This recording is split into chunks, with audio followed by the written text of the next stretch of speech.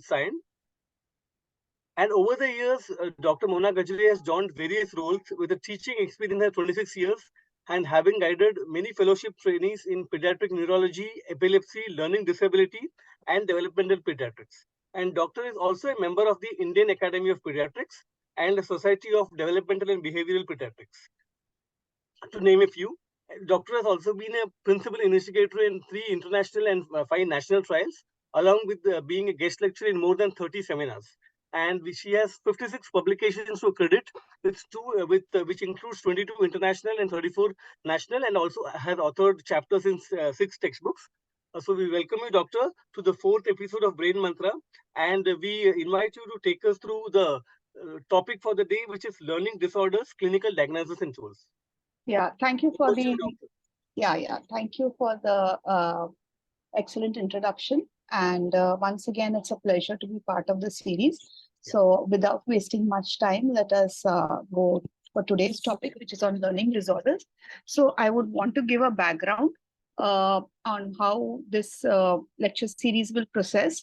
So we know that learning is, or academics is now almost very of great importance for the parents. So in this first part, today I will be talking on learning disorders, and the next session will be on learning disorders mimics. This is because not much is known about learning disorders, and it's almost shrouded like a secret thing, but there is nothing, and there is so much of an intense role of the pediatrician in evaluating a child for learning disorders. So I will first take you on to what is the reasons for a poor scholastic performance in a child coming to you in the OPD. So when a child comes to you in the OPD for a poor scholastic performance or a learning difficulty or academic underachievement, there could be 3 major reasons. And of course, there are other reasons because it is such a big spectrum, but I will try and divide it under the 3 main reasons or factors umbrella. And as and by when the session goes on, we can, with your questions, we can discuss few other reasons also. So the primary thing is, as what was always taught to us in PSM, host environment factors are very important. First is environmental factors. And environmental factors, we have how the environment is of the child at home, school, and his communication and interaction with the peers. The second is the host itself or the child itself, whether there is a problem with the intelligence, whether the intelligence is below average, that could be an issue. The child has some emotional issues, has some medical problems, or the child is a child with epilepsy. So these are the child-related problems. And of course, neurodevelopmental problems like ADHD, which is hampering his learning process, and LD later on as we go through the session, we will discuss. Then the important factors which we often miss out is whether the child is not learning for a particular subject, whether it is a problem with in our state, we have the 3 subjects, 3 languages formula. So we have English as the language, then the second language is the state language, and third language is the national language. So whether there is a problem with any of the Devanagari scripts, as it is called, the Marathi language and Hindi language is known as a Devanagari script, and English is the language of the medium of instruction all over the world. So whether the child is comfortable with any of one of these languages, and that is why performing in poorly in school, so that you can make is very visible on the history, because as you go through the report cards or you ask the child will say that ye subject mujhe pasand nahi hai.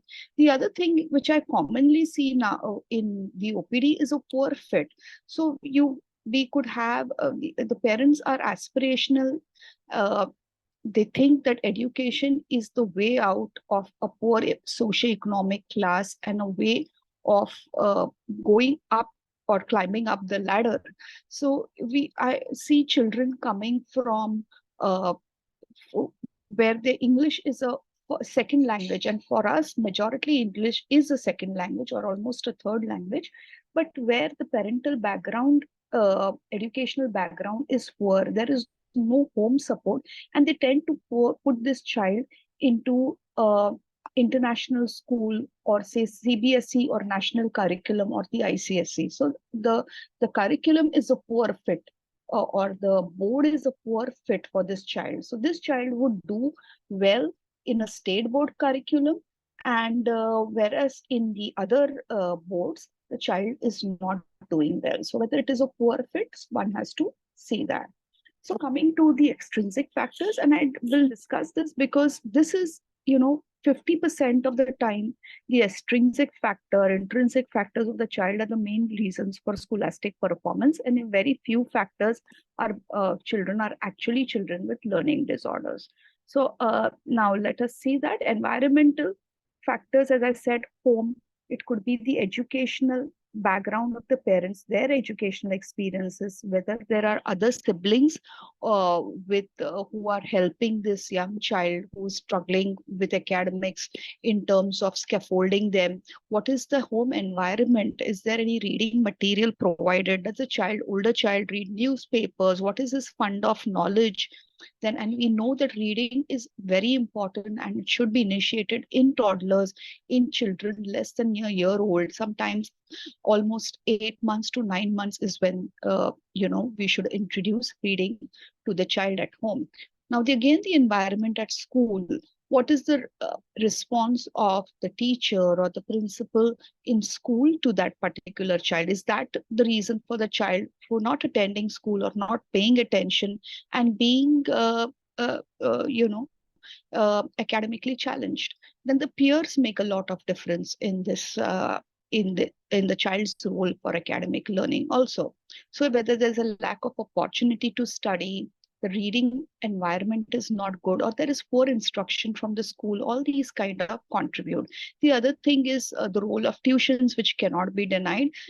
In our classrooms with 60 children there in state board, more or less these children rely quite a bit on tuitions because in that the children would be in lesser in number, so their attention paid is much better. So all these factors are very much involved in learning. Coming to other causes for poor scholastic performance for the child, or a host specific factors, it could be physical factors, and it is no rocket science to know that if the child has a motor problem like a cerebral palsy, then obviously learning may be impaired in these children. But what is not much known to us, or what comes to our attention as a developmental disorder specialist or a neurologist, is if these child have fine motor issues, and more importantly, coordination issues. And there is a term which is known as motor apraxia or developmental coordination disorders. In these, the children are clumsy and the coordination is an issue. So if you look at the motor milestones, they have achieved the milestones at age appropriate level. The fine motor is okay, but when balance starts coming in beyond the age of 6-7 years, they are very clumsy. They have no sense of what is their sense of space, what is the sense of space of others, and they tend to encroach on them. And they are not very good at, say, if they are playing a game like table tennis or badminton, they're not very good at hitting the target. So these are some features of developmental coordination disorder. And in the next session, we will be discussing extensively, because this is quite prevalent and goes unnoticed from our attention, and it is also treatable.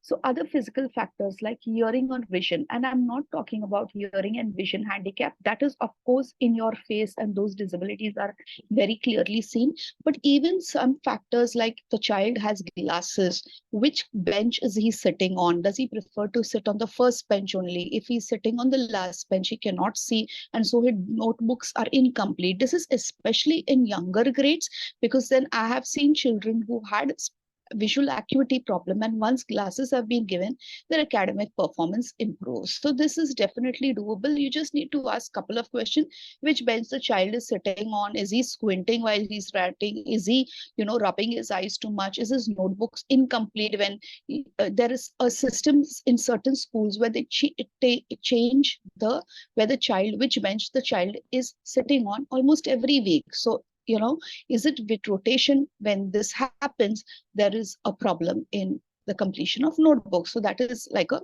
clue. The other thing is hearing. So a lot of children with otitis media can have mixed sensory neural hearing loss, and that can also impact the learning in the classroom. Chronic medical conditions, thalassemia, etc., of course are there, because then that requires repeated school absenteeism, and that can hamper is learning. Epilepsy, of course, is important. And in one of the lectures, I spoke extensive how absence epilepsy especially is a great mimic for learning problems in children, because absence epilepsy typically comes in childhood age, and it can happen, multiple episodes can happen of brief few minutes or few seconds, where it is unknown. I have had children who were absence epilepsy and who primarily presented with sudden academic delay, which is noticed by their parents. The other important thing in epilepsy, which I would want to highlight, is ESES, which we will see in the later slides also. So in this, or non-convulsive status, where the child has seizures going on in the brain, or ESES is there, and then they manifest as academic delays, right? Then language disorders, and we will see in the next slides that language circuitry and learning circuitry is similar.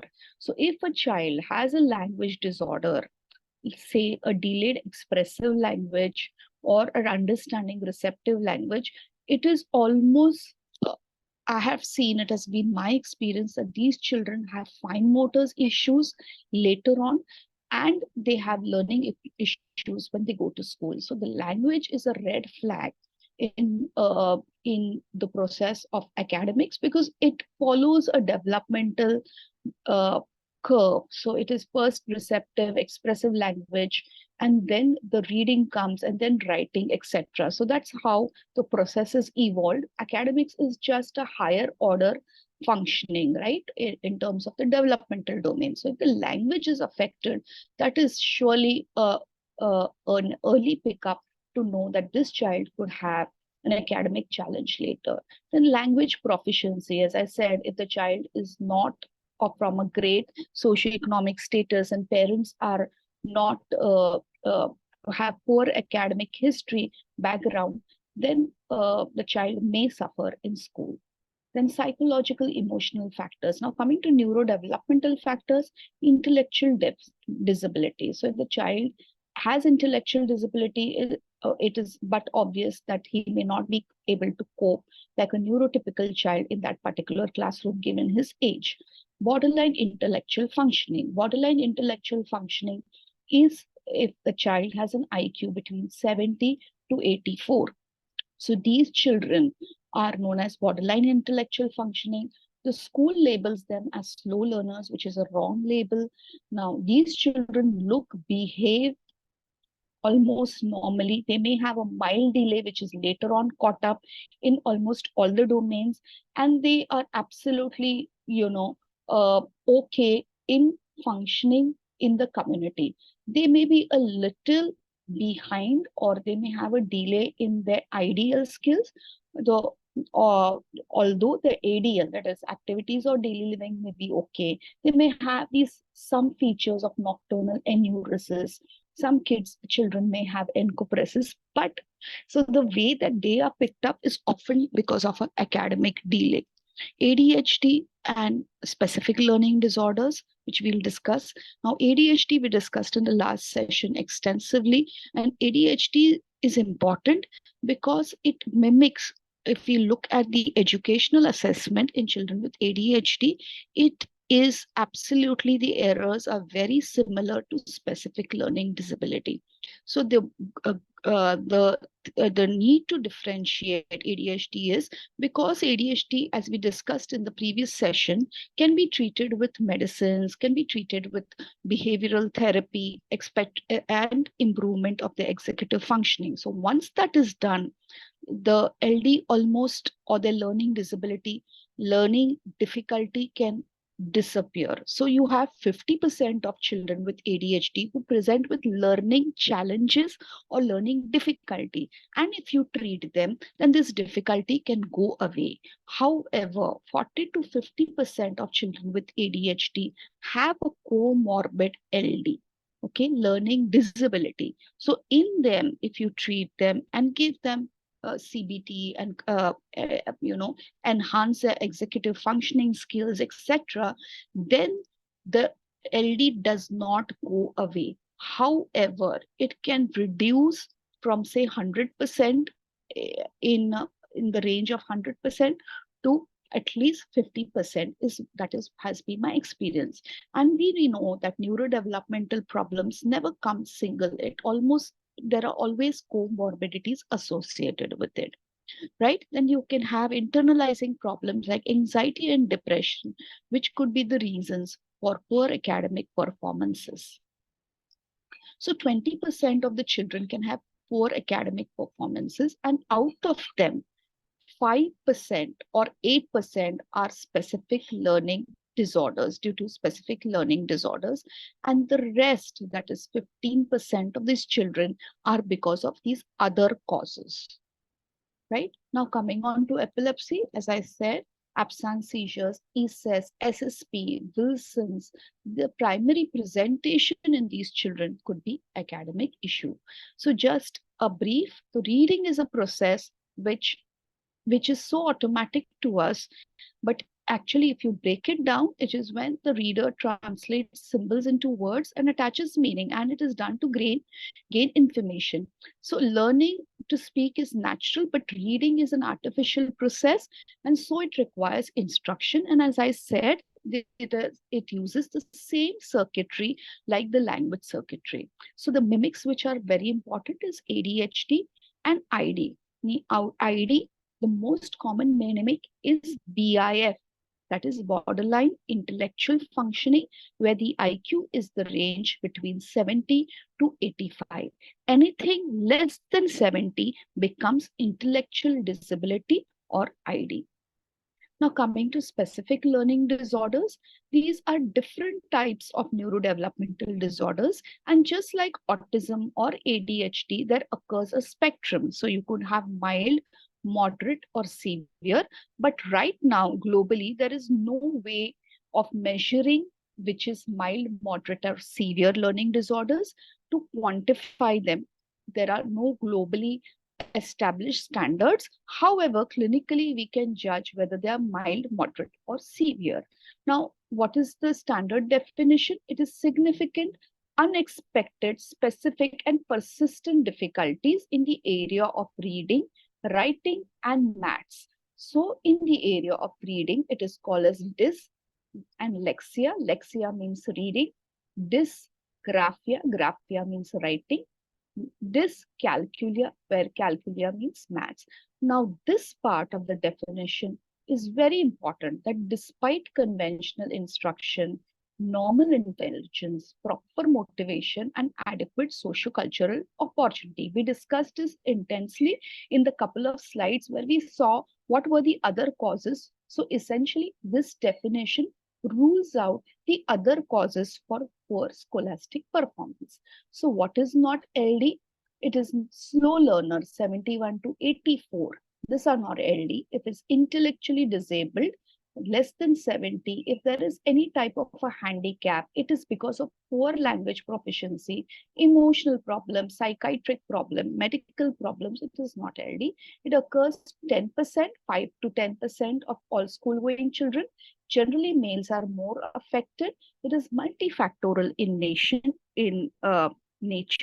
and core morbidities, as I said, in neurodevelopmental disorders, are almost a rule rather than an exception. And what does it bring along with it? ADHD, CD stands for conduct disorders, ODD stands for oppositional defiant disorder, ELP stands for poor English language proficiency, MHP, which is the secondary issues with LD, which is mental health problems like anxiety or depression.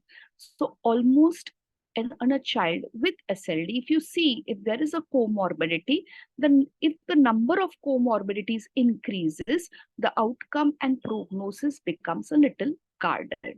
It is important to know that parents, when they come with this diagnosis, they say, how long is it there? So this is a persistent deficit.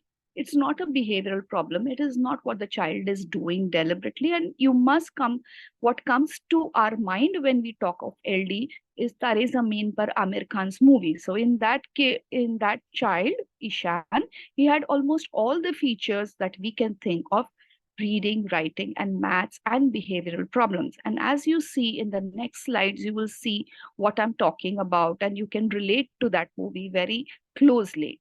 So some of the symptoms of LD.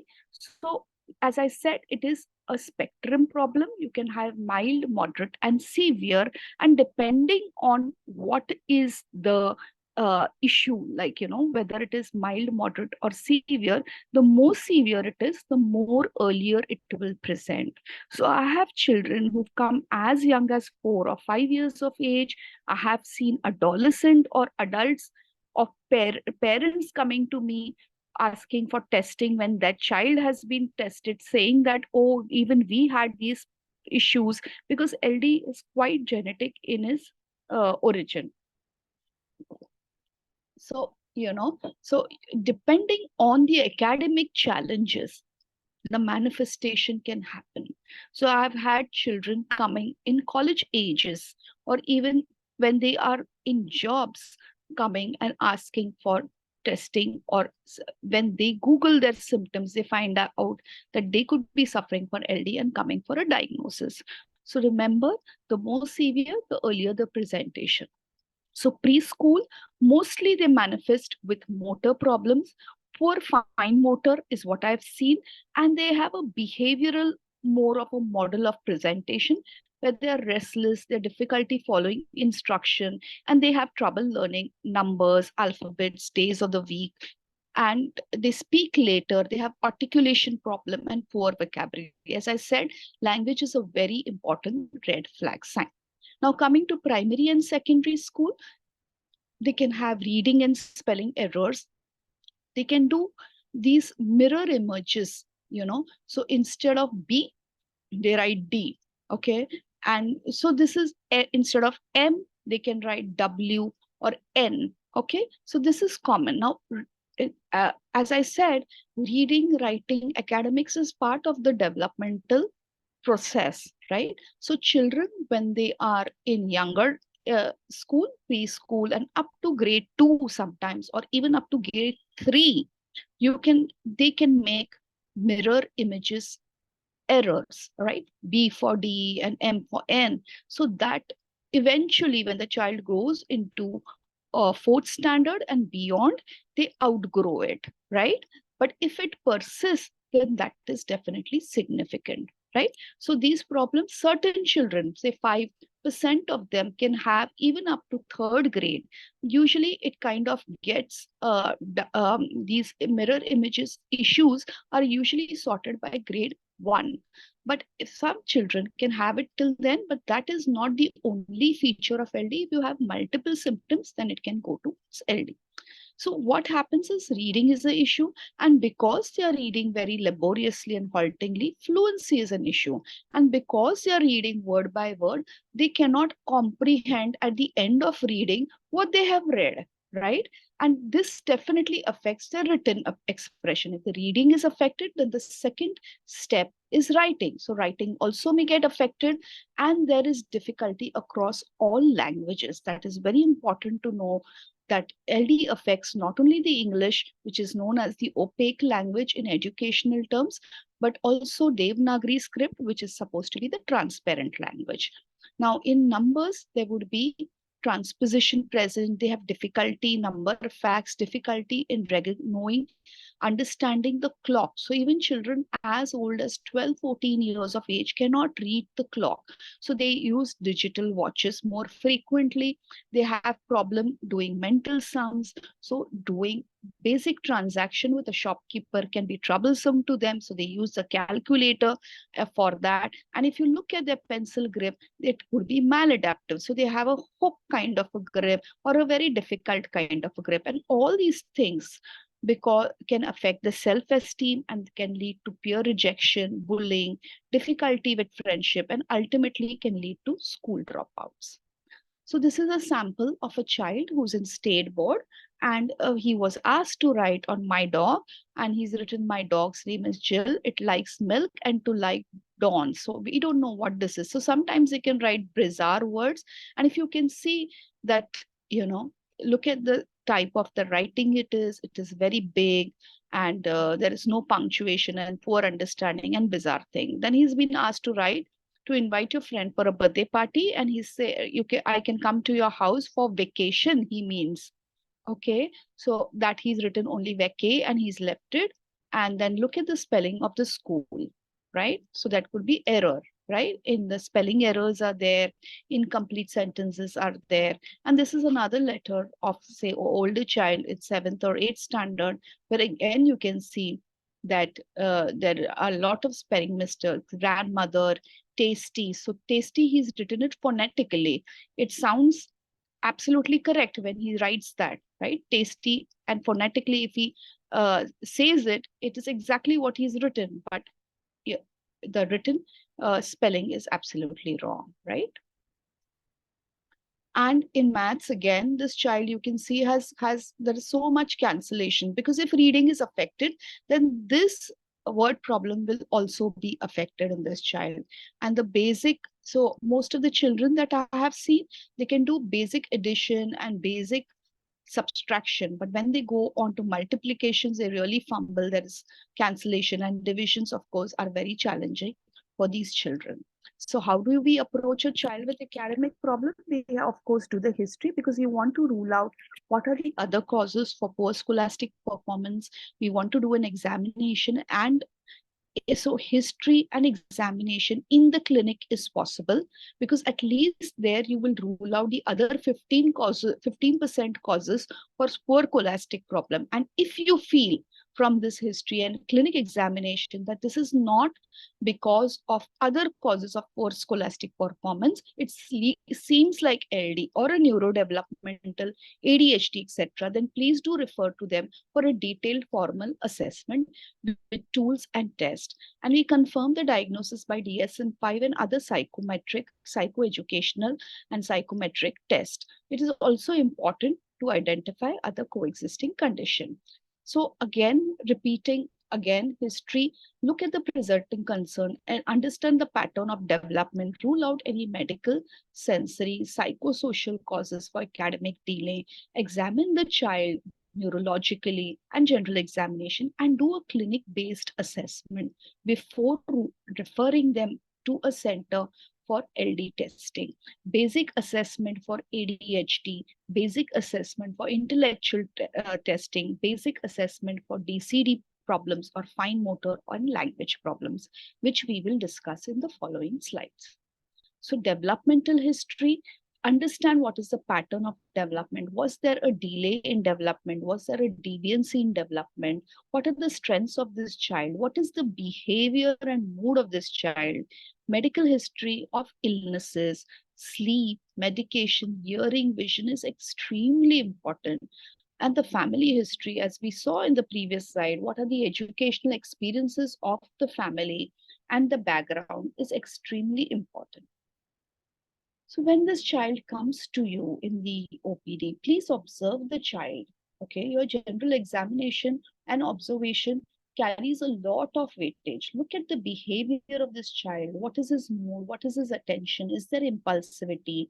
Ask him to, the younger ones, I usually have some drawing paper and pencil and all that kept in my clinic. So I give them some drawing activity. So when they do that, I know exactly what their fine motor skills is. What is their maturity? How is their attention? How is their impulsivity? So that, and later in the next session, we will see how we can do a basic draw a man test in the clinic. And we can give other appropriate toys, some puzzles, some Lego, some building toys to see their fine motor. And as when you're talking with the parents, the child can be doing that. If this child interrupts a parent repeatedly, you know that this child is impulsive in nature. Look at when you then you have a conversation with the child. Look at how the child is able to talk, what is his language, what is the fund of information that he has, and are his all his other areas of functioning okay, or they are also affected. And the other areas of functioning that we look at is in the school, home, playground, with friends. Does he have friends? Does he make peers easily? Does he play with his age appropriate friends or lower age friends or upper age friends, and academically review his school books. Typically, I try like to ask them to bring their school books, which is English and Hindi, a Devanagari script, and the maths for sure, and some exam papers from their school, or some books even from their tuition teachers, because they are a great source of review and great source of information. Other curriculum based activities. When he's reading in the clinic, look for, he or her is reading in the clinic, look out for his fluencies, acculation. Then ask him what that child has read, what is, how is his comprehension, both in all languages, okay, in English as well as the other languages. While the child is writing, look at how the child, or when the child is coloring, look at the grip. So there itself you come to know what is the grip of the child, what are, how are the spellings. Ask him to write his or her name, the school name, look at the spelling, the language, ask to see an essay which the child has written, so you know how he's organizing his content. You can do a simple maths, give him simple maths, addition, subtraction problem, to look at his computational word skills, and look at the books for his word problems, etc. There are certain checklists also which you as a pediatrician can give to the teachers, that this is it. So so sometimes the teachers are not aware, and the parents also have no clue that the child is struggling. But if you figure out, or if you it comes to your notice that this child is struggling, being very gently just nudging the teacher, that look at this child especially, because this child may need your attention. So without being a little in your face aggressive about it, we can hand over checklist to the teacher, or at least direct them to the website where those are available. So just going to an algorithm. So look at the history examination to suggest whether there are delays in any areas of development. If there are any delays in two or more domains, then we know that this is a developmentally delayed child and the approach is different. If we figure out this, that there is a delay, but only in academics, then we know that it is an academic specific problem. If there is no delay, then and the child is still struggling, then it could be ADHD. And last session, which we discussed, we have to share the Vanderbilt questionnaire with these children, right? Now, on the history, two or more domains, if inattention present, sometimes you can have developmental delay with ID, with ADHD also. And you can have this complex ADHD with ID, which we discuss later. Now, if you have a developmental delay in only academics, then you see whether inattention also is present, then whether there is LD with ADHD, because, and if it is only in learning problem, then it could be pure LD and secondary ADHD. So you have primary ADHD and secondary also. And but if it is present, the ADHD is present across all boards, in this classroom, in community, in at home, then it is probably ADHD with LD, which we call it as a complex ADHD, right? This is just an overview. So coming to the key message, it is an invisible disability, which, because like vision, hearing, and motor, you don't know. It is a neurological problem. It is almost always because of birth, because of some brain circuitry problem. So processing problem is an issue. It is multifactorial. Child is average or above average, and comorbidities are almost a rule. These are certain IAP guidelines for screening of LD. 14 questions are there, and sometimes frequently is what we have to look at. And this has been taken from the Gazette of India. And these are These are certain checklists from the NCLD, which is the National Language of Learning Disabilities. All right. This is from the Sarva Shiksha Abhiyan. And there's a checklist which I really like is from the Tamil Nadu group that for dyslexia. Now I will try and go through cases like a video of how exactly we look at these children. So here we have this child. Right. Is this visible? Yeah. So we have this child who is a 14-year-old female, Marathi speaking, studying in 8th grade, state board, upper lower socioeconomic status. And this is how we take the history. What she uses Marathi language to communicate at home. She uses English and Hindi among peers in school and Hindi Marathi among peers in community. Her birth medical history is not significant.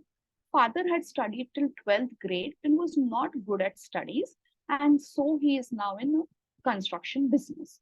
Her mom is a graduate and she has an elder sibling who was certified as a learning disability at 12 years of age, but however, no remedial education. And this child has had academic difficulties since beginning, since 5th grade. She's not received any formal classes or remedial education. She's been giving retest since grade 5 and getting promoted. Now in grade 8, despite retesting, she has still flunked and so she has been retained in the class. She goes for home group tuitions with a group of 5 almost 2 hours daily. And if you look at her mark sheets, this is almost C, D grades, etc. everywhere, right? In the current section and this. And you can see that the teacher is written promoted to class 8 because of the RT, that is the Right to Education Act, which is now revoked. Now, when we saw her reading, she was able to read aloud. She was reading word by word. She was aware of the alphabet pronunciation, but she was pronouncing, struggling with larger words. So basic word reading or primary age reading was in place, but this child is almost going now to 10th standard, right? 9th standard, 8th standard. So it was not age appropriate for sure. Her errors in reading are addition, she's adding a word, substituting. Her fluency, that is her rate of reading, was very poor, and her understanding of that reading material was also very poor. And when we saw her writing skills, her writing was legible, but it was not online. There was uppercase, that is capital, and small case confusion. There was spelling errors. And you will notice that whatever reading errors were there, similarly in writing, she was adding and substituting. She had poor syntax. That means her grammar was very poor. The fluency, of course, she was writing very slowly, and therefore her classwork was incomplete. In memory, she had difficulty understanding what she has written also. So orally, she was slightly better versus the written. And that is what we typically see in children with learning problem. Reading may be affected. However, it is still better than the writing. And whilst when she was writing, her organization of content was not good. When we did her basic maths, we found that her basic maths was okay. However, higher order concepts like fraction, formula were affected. And because of a severe reading problem, she could not do word problem. She, however, was better with time, direction. She could do mental calculation. So she was doing money transaction. Her study habits were not of good. That was another thing which we asked in detail, whether they plan, they make a study timetable, and she was a rote learner. When we did her, so this is all tests which we did in the OPD. When we did her, so we suspected that she definitely has a learning problem in which her reading was more affected and writing, but maths was not affected. Also because there was family history of father having poor educational experiences, elder child with learning disability, it seemed like a genetic or a biological cause for her learning problem, and we were definitely very strongly suspecting learning disability. So when we enrolled her in the clinic, we did psychoeducation formal tests, and we found the IQ on a MISIC. These are different type of IQ tests. We found that her FSIQ, that is a full scale IQ, intelligent quotient was 98. Anything more than 85 is normal. So she was an average child. Up to 100 is considered as average. And when we did her educational assessment on Woodcock-Johnson test, these are certain tests which give us standardized results. We saw that in broad reading, she had minus 1.86 SD, and her written was more affected, minus 2, 1.8 SD. And maths was not so bad, minus 1.5. Anything less than minus 1.5 is near normal for us. So now, and her examination, neuro, etc. was normal, and this was her impression. So now we will just go to certain videos which she has consented us that we can play, and let's see whether this is, hopefully these should open, right? Yeah. So this is the child and who's in 8th grade, and we've given her this passage to read. Eastern Iceland is a little island in the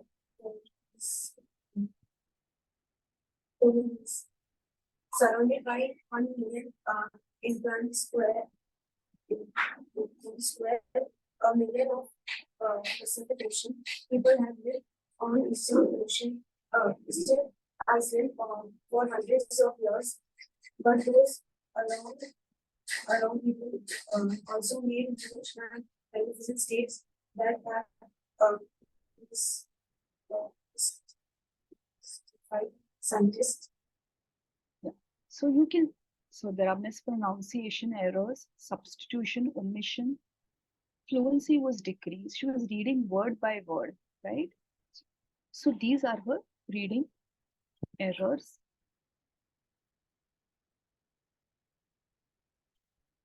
Yeah.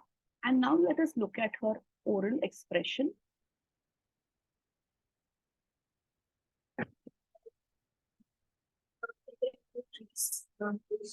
People like movies or kids would not live without oxygen. There are no trees. People work with materials like think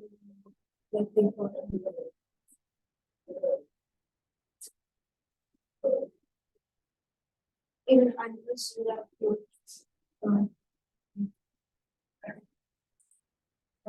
without oxygen. So you can see for an 8th grader, her oral language is not very appropriate. This is why we asked her, because we had asked her to write some things and we wanted to see what she's written was good. So here, so she is telling us verbally what she has written. So we had asked her to write an essay if there were no trees. And if you can see, she begins, so, you know, instead of a capital I, she's using a small case. So there is uppercase, lowercase confusion. And sometimes they don't even copy from what is given from the question. Again, because, look at the spelling. So there is a substitution. So phonetically, she's writing instead of following the actual principles of spelling, right? So there is a substitution error. Here again, instead of Y, it is I. So, and look at again, this capitalization errors are present. Again, she has omitted certain words over here, right? Again, capitalization. So for a child who's in 8th grade, this kind of essay is not acceptable. So you know that there are certain principles to be followed when we write an essay. So for content, etc. Now, when we took a dictation test for her, this is instead of second, so there is a error in omission error. Yeah, she's forgotten to write the letter T. Adventure. So instead of adventure, this she has written adventure. Right? Garage. It's a bizarre kind of, this cup is totally bizarre word that she has written. Then looking at her maths thing, look at the division. She is okay with her basic calculations, but when we said that with her decimals, with her subtraction, with her square roots, etc., she's not able to do higher order. So her diagnosis was a specific learning disorder, primary dysgraphia more than dyslexia. and then dyscalculia.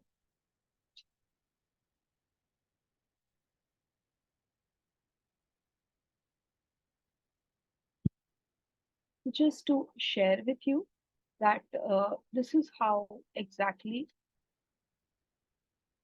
the educational profile looks. This is what the Woodcock-Johnson test was. So it's so many, there are almost 12 to 15 subtests, and it takes a long time for testing to be done.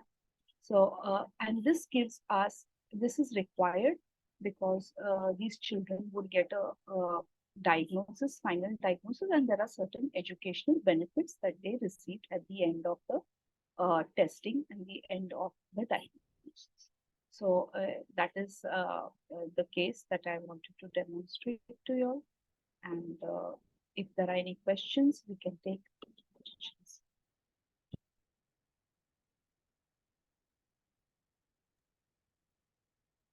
Dr. Sumaya, can you tell the questions? Hello, thank you so much, ma'am. I can't see any questions in the chat box as of now. Okay. So, right. So if there are any questions, they can be posted and I will be more than happy to answer them. So thank you very Yes, much ma'am. and have a pleasant evening. Thank you. Thank you, ma'am. Thank you, ma'am. Yeah. Thank you, ma'am.